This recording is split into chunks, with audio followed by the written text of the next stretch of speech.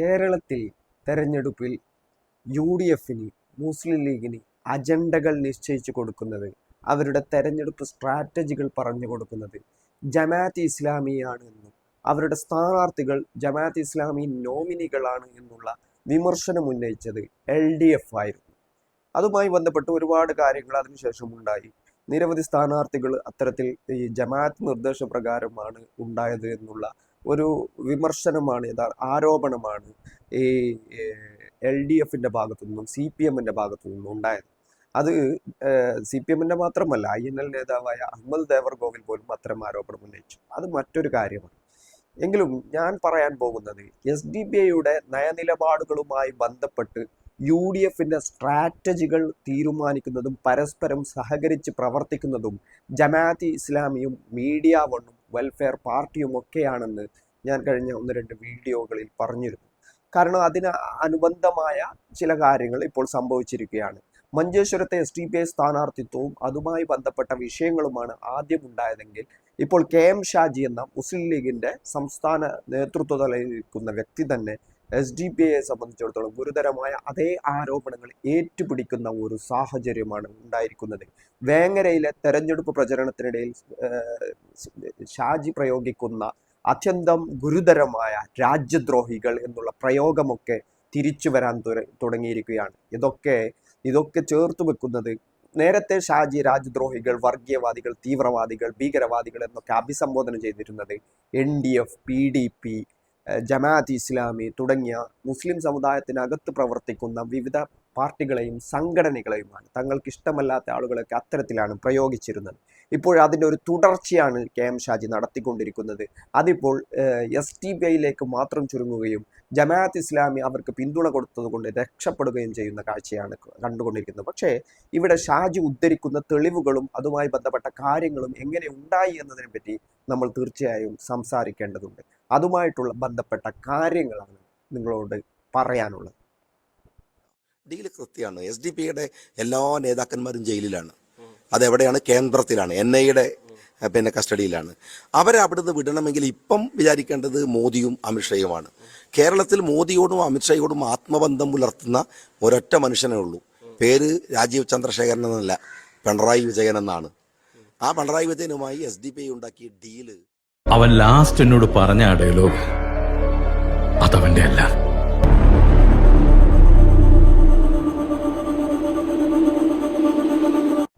ഇവിടെയാണ് ഷാജി ഉന്നയിക്കുന്ന ഗുരുതരമായ ആരോപണങ്ങൾ വരുന്നുള്ളത്. അതായത് ഈ ആരോപണത്തിന്റെ സ്രോതസ് എന്നുള്ളത് നേരത്തെ ഡൽഹിയിലുള്ള മാധ്യമം ബ്യൂറോയുടെ അവിടുത്തെ ചീഫായ ഹസനുൽ ബന്ന എന്ന ജമാഅത്തുമായി ബന്ധപ്പെട്ട് പ്രവർത്തിക്കുന്ന മാധ്യമ പ്രവർത്തകനാണ്. അതായത് ഡൽഹിയിൽ നിന്നുള്ള ഹസനുൽ ബന്നയാണ് ഫേസ്ബുക്കിലൂടെ ഇത്തരം ഒരു സന്ദേശം ആദ്യമായി പുറത്തു വിടുന്നത്, ഇത്തരം ഒരു ആരോപണത്തിന്റെ അന്തരീക്ഷം പുറത്തുവിടുന്നത്. ഹസനുൽ ബന്ന പറഞ്ഞ കാര്യങ്ങൾ നമുക്ക് നേരത്തെ നമ്മൾ പറഞ്ഞതാണ്. അതായത് ഉദ്ദിഷ്ടകാരത്തിന് ഉപകാര സ്മരണ, തിഹാറിൽ നിന്നും മഞ്ചേശ്വരത്തേക്ക് SDPI ദേശീയ പ്രസിഡന്റ് MK ഫൈസിക്ക് അടുത്ത കാലത്ത് ED കേസിൽ ജാമ്യം കിട്ടിയ വിഷയവുമായി കോർത്തിണക്കിക്കൊണ്ടാണ് മഞ്ചേശ്വരത്തെ സ്ഥാനാർത്ഥിത്വത്തെ ഹസനുൽ ബന്ന എന്ന ഡൽഹിയിലെ മാധ്യമ പ്രവർത്തകൻ, മാധ്യമം ദിനപത്രത്തിന് വേണ്ടി അവിടെ പണിയെടുക്കുന്ന ഹസനുൽ ബന്ന ആദ്യമായിട്ട് ഈ കാര്യം ഉയർത്തിക്കൊണ്ടുവരുന്നത്. അതായത് SDPI ദേശീയ പ്രസിഡന്റ് MK ഫൈസിക്ക് ജാമ്യം ലഭിച്ച കേസ് നമുക്കൊക്കെ അറിയാവുന്നതാണ്. ആ കേസിൽ നിരവധിയായ ഉൾപ്പെട്ടിരിക്കുന്ന മറ്റു ചില അതുമായി ആ കേസിൽ ഉൾപ്പെട്ടിരുന്ന എല്ലാവർക്കും ജാമ്യം കിട്ടിയിട്ടുണ്ട്. അതിനോടൊപ്പം തന്നെയാണ് MK ഫൈസിക്കും ജാമ്യം കിട്ടിയിരിക്കുന്നത്. അപ്പോൾ അത്തരം ഒരു കേസിലാണ് യഥാർത്ഥത്തിൽ ഹസനുൽ ബന്ന ഇത്തരം ഗുരുതരമായ ഒരു ആക്ഷേപം ഉന്നയിച്ചു വിടുന്നത്. അതായത് ഗൂഢാലോചന സിദ്ധാന്തം, ഇതിന്റെ പ്രാഥമിക സ്രോതസ് എന്നുള്ളത് ഡൽഹിയിലുള്ള ജമാഅത്തുമായി ബന്ധപ്പെട്ട് പ്രവർത്തിക്കുന്ന ഹസനുൽ ബന്നയാണ്. ആ ഹസനുൽ ബന്ന പറഞ്ഞ കാര്യങ്ങളാണ് ഷാജി ഇപ്പോൾ ആവർത്തിക്കുന്നത്. ഷാജി എന്താണ് പറയുന്നത്? ഇവർക്ക് ജാമ്യം കിട്ടണമെങ്കിൽ, അതായത് SDPIയുടെ നേതൃത്വങ്ങളൊക്കെ ജയിലിലാണ് എന്നതാണ് ഷാജി പറയുന്നത്. ആരാണ് SDPIയുടെ നേതൃത്വങ്ങൾ ജയിലിലുള്ളത്? SDPIയുടെ നേതൃത്വങ്ങൾ ജയിലിലുണ്ടോ? ഇല്ല. അതൊരു യാഥാർത്ഥ്യമാണ്. SDPIയുടെ നേതൃത്വ നിരയിൽ നിന്നും അവരുടെ ദേശീയ പ്രസിഡന്റായ MK ഫൈസിയെ ED അറസ്റ്റ് ചെയ്തിരുന്നു. ആ കേസിൽ ജാമ്യം കിട്ടിയിട്ടുണ്ട്. പിന്നീട് ജയിലിലുണ്ട് എന്ന് ഷാജി പറയുന്നതിന്റെ ഉദ്ദേശം നമ്മൾക്ക് മനസ്സിലാക്കിയെടുത്തോളം നേരത്തെ നിരോധിക്കപ്പെട്ട PFIയുടെ ദേശീയ നേതാക്കന്മാർ ഇപ്പോഴും തിഹാർ ജയിലിലാണുള്ളത്. അതൊരു യാഥാർത്ഥ്യമാണ്. ആ കേസിൽ ജാമ്യം കിട്ടിയിട്ടില്ല. പക്ഷേ നിരോധിക്കപ്പെട്ട PFIയുമായി ബന്ധപ്പെട്ടും അല്ലെങ്കിൽ മറ്റു SDPIയുമായി ബന്ധപ്പെട്ടും സംസ്ഥാന തലത്തിൽ പ്രവർത്തിക്കുന്ന മുഴുവൻ നേതാക്കന്മാർക്കും അതുമായി ബന്ധപ്പെട്ട കേസുകളിൽ ജാമ്യം ലഭിച്ചിട്ടുണ്ട് എന്നൊരു യാഥാർത്ഥ്യമാണ്. ഇത് മുൻപ് തന്നെ ലഭിച്ചതാണ്. അപ്പോൾ നേരത്തെ നിരോധിക്കപ്പെട്ട PFIയുടെ ദേശീയ നേതാക്കന്മാർക്ക് ജാമ്യം കിട്ടാൻ വേണ്ടിയിട്ടാണ് ഈ LDFുമായിട്ടുള്ള സഹകരണം ഉണ്ടാക്കുന്നതെന്നും പിണറായി വിജയൻ നരേന്ദ്രമോദിയോടും അമിത്ഷായോടും സംസാരിച്ചാൽ ഇന്ത്യ രാജ്യത്തെ കോടതികളിൽ നിന്നും നിയമാനുസൃതമായി ജാമ്യം നേടേണ്ട കേസുകളിൽ നിന്നും കൃത്യമായിട്ട് നിയമ നടപടികൾക്കപ്പുറം അവർ ഉദ്ദേശിച്ചാൽ ജാമ്യം ലഭിക്കുമെന്നാണ് KM ഷാജി പറയുന്നത്. അതായത് ഡീലുകൾ നടത്തിയാൽ, പിണറായി വിജയനുമായിട്ട് ഡീല് നടത്തിയാൽ ആ കാര്യം പിണറായി വിജയൻ ശരിയാക്കി തരും, ജാമ്യം ലഭിക്കുമെന്നാണ് അദ്ദേഹം പറയുന്നുള്ളത്. ഏതായാലും ഷാജിയുടെ ഒരു നിരീക്ഷണം ഇങ്ങനെ ആയിരിക്കുന്നതിൻ്റെ പ്രാഥമികമായിട്ടുള്ള കാര്യം എന്നുള്ളത് അത് ജമാഅത്ത് കേന്ദ്രങ്ങളിൽ നിന്നും സ്ട്രാറ്റജികൾ തീരുമാനിച്ചു കൊടുക്കുന്നതിൻ്റെ ഒരു സ്രോതസ് വഴിയാണ് ഷാജിക്ക് ഇത്തരം ഒരു വഴികൾ കിട്ടുന്നതെന്നാണ്. അതിൻ്റെ ബാക്കി മീഡിയ ഒന്നിൽ വന്നിട്ടുള്ള കാര്യങ്ങൾ നമുക്ക് തുടർന്ന് കാണാം.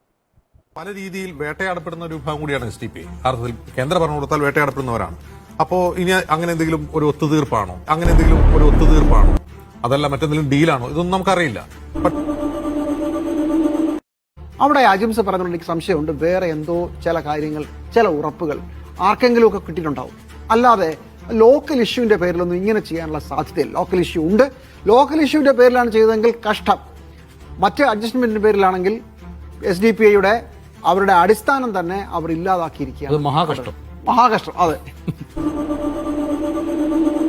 അപ്പം ഇതവിടെ നടന്നുകൊണ്ടിരിക്കുമ്പോഴാണ് SDPയുടെ സ്ഥാനാർത്ഥിത്വം വരുന്നത്. SDPI കഴിഞ്ഞ തവണ മത്സരിച്ചിട്ടില്ല. അപ്പോൾ SDPയുടെ സ്ഥാനാർത്ഥി ആരാണ്?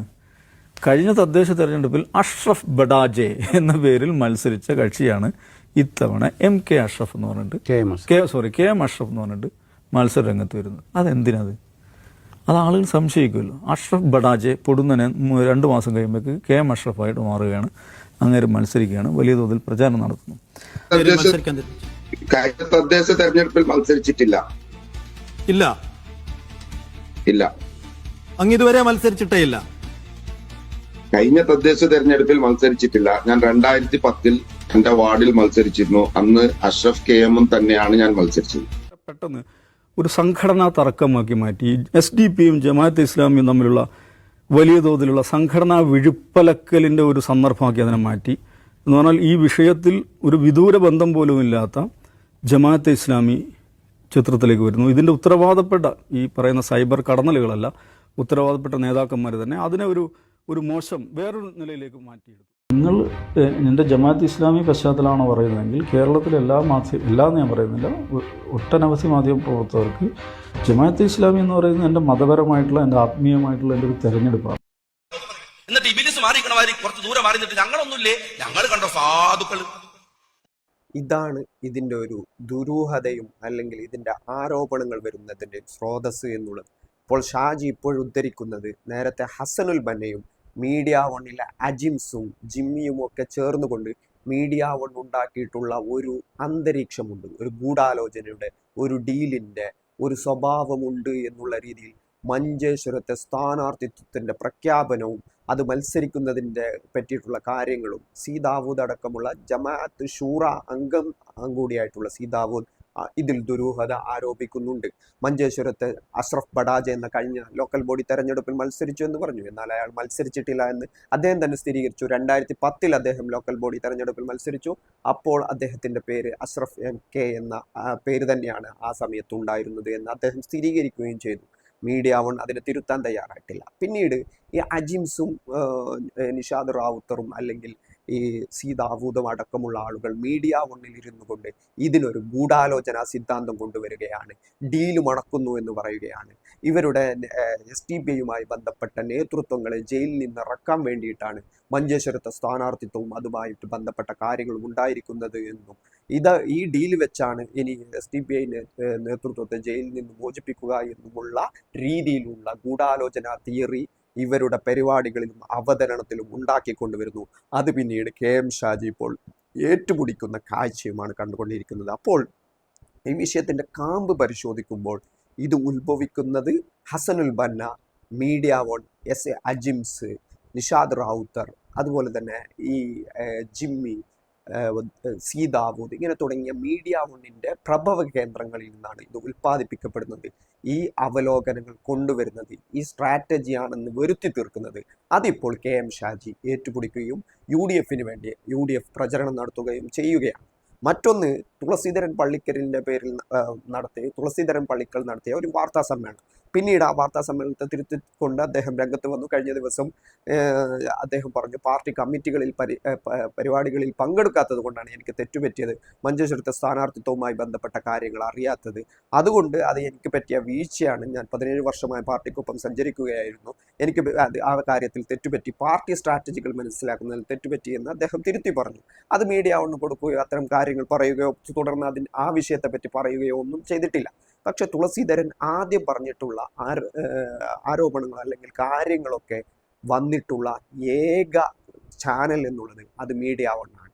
അതായത് SDPIയുടെ സംസ്ഥാന തലത്തിലുള്ള ഒരു നേതാവ് ഒരു വിഷയം ഉയർത്തിക്കൊണ്ടുവരുമ്പോൾ കേരളത്തിലുള്ള മാധ്യമങ്ങളൊക്കെ അതിൻ്റെ പിന്നാലെ പോകേണ്ടതല്ലേ ഇപ്പോഴത്തെ നിലവിലുള്ള സാഹചര്യത്തിൽ.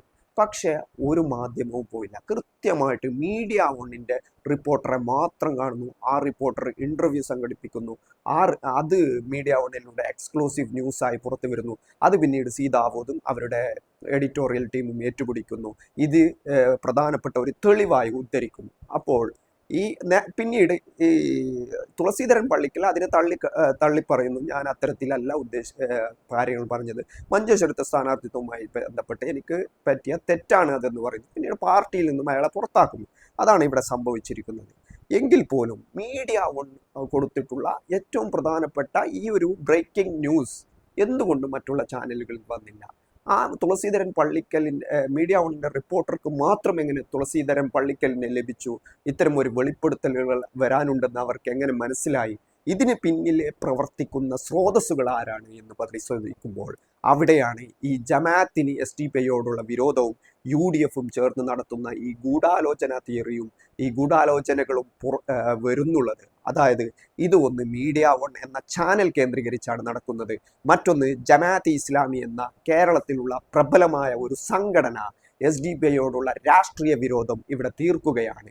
LDFുമായിട്ട് സഹകരിക്കാം എന്നുള്ള SDPI നയം വരുമ്പോഴേക്കും അത് അവർക്ക് ഇഷ്ടമല്ലാത്തത് കൊണ്ട്, അവർക്ക് അനുസൃതമായ രാഷ്ട്രീയ തീരുമാനം SDPI കൈക്കൊള്ളാത്തത് കൊണ്ട് ഇത്തരത്തിലുള്ള ഗൂഢാലോചനകളിൽ ഈ മീഡിയ വണ്ണും ഈ KM ഷാജിയും ഈ UDF സംവിധാനം VD സതീശനും ഒക്കെ ഉൾപ്പെടുന്ന ഒരു വലിയ ഗൂഢാലോചന സംവിധാനമാണ് SDPIക്കെതിരെ പ്രവർത്തിക്കുന്നത് എന്നുള്ളത് ഒരു യാഥാർത്ഥ്യമായി തെളിവുകളോടുകൂടി നമുക്ക് മനസ്സിലാക്കാൻ കഴിയും. അതിൻ്റെ പ്രാഥമികമായിട്ടുള്ള കാര്യങ്ങൾ ഹസനുൽ ബന്നയിൽ തുടങ്ങി തുളസീധരൻ പള്ളിക്കലിൻ്റെ ഇൻ്റർവ്യൂ കൊടുത്ത കേരളത്തിലുള്ള ഏക ചാനൽ, ആ വെളിപ്പെടുത്തൽ വന്ന ചാനൽ, ബ്രേക്കിംഗ് ന്യൂസായി വന്ന ചാനൽ എന്നുള്ളത് അതും മീഡിയ വണ്ണായി തീരുന്നത് ഇതിൻ്റെ പിന്നിലുള്ള ഗൂഢാലോചന സംഘം ആരാണെന്ന് വ്യക്തമാക്കി തരുന്നതാണ്. KM ഷാജി ഇപ്പോൾ ഉയർത്തിക്കൊണ്ടിരിക്കുന്ന ആരോപണങ്ങൾ എന്നത്, ഇതിൻ്റെ തുടക്കം എന്നുള്ളത്, ഇതിൻ്റെ സ്രോതസ് എന്നുള്ളത് അത് മീഡിയ വണ്ണും ജമാഅത്ത് ഇസ്ലാമിയും ഹസനുൽ ബന്ന അടക്കമുള്ള ഇവരുടെ